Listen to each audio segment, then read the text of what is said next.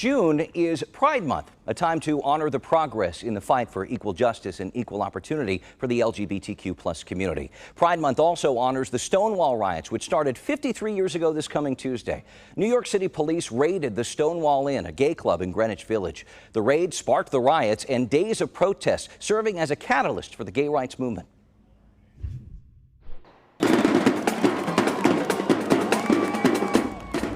We've seen all kinds of events in our area these past few weeks celebrating Pride Month, including this Pride Fest parade. Organizers wanted to honor and recognize the history and heritage of the LGBTQ+ community in our area. But of course, it is important to note that Pride and the fight for progress and awareness extends far beyond the month of June. Here to discuss their stories and where we go from here are Ashley Williamson, Ashley Stevenson, and Kate Nielsen, all members of the Mid-America LGBT Chamber of Commerce. Thank you all for being here.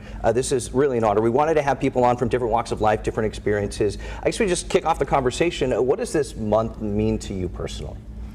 Well, you mentioned the Pride Parade. I'm actually really proud of the people that organized it. One of our great Kansas City advocates, Star Palmer was behind it.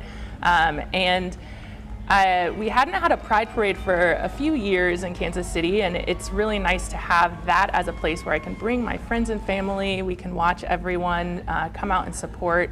It's a great display in Kansas City, and it makes us feel welcome. Ashley, do you feel supported in Kansas City? Absolutely. Yeah, I agree with everything that she said. And to me, I think Pride Month is about just celebrating being able to be your authentic self and celebrating with other members of your community and all of the great allies that we have in Kansas City. So that just meant everything. And I think it was 8 years we went without a parade. So having one last year was just amazing. Yeah, it's been a long time coming. Kate, you're on the board of the chamber. I'm curious your thoughts on this because we hear a lot about rainbow washing, right? Where a company might change their logo for the month of June, or you see a lot of support for Pride Month, and then the calendar hits July and it goes away. So how do you combat that, and what's your take on that?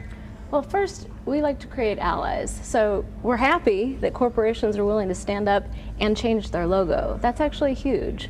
But it goes beyond June to what are we going to do ongoing? How are we going to help them create inclusive and welcoming work cultures or places of business that are welcoming to all people, whatever their identity. So one of the things we do at the Chamber is try to give active tools and education to those companies about what's next, not just the month of June, but how can we get involved and support the community all year long. Well, that brings up a good question here. How does one respectfully become an ally or show their support?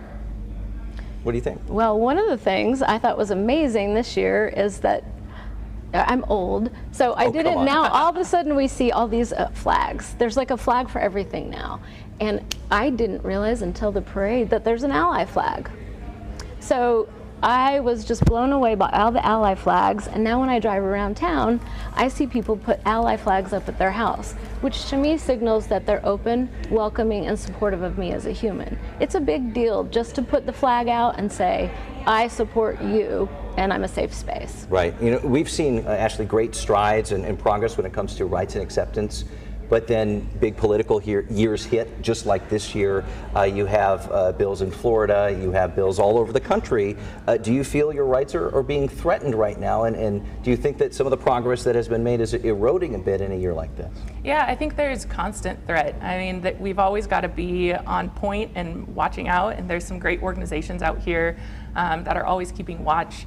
The Don't Say Gay bills are particularly worrisome for me. I know I grew up going right here in Kansas City, going to Catholic schools, and I didn't really have representation in books or in lessons, really. And I remember the first time I picked up an Audre Lorde book was one of the first times I really felt seen. And she is this brilliant Black lesbian poet.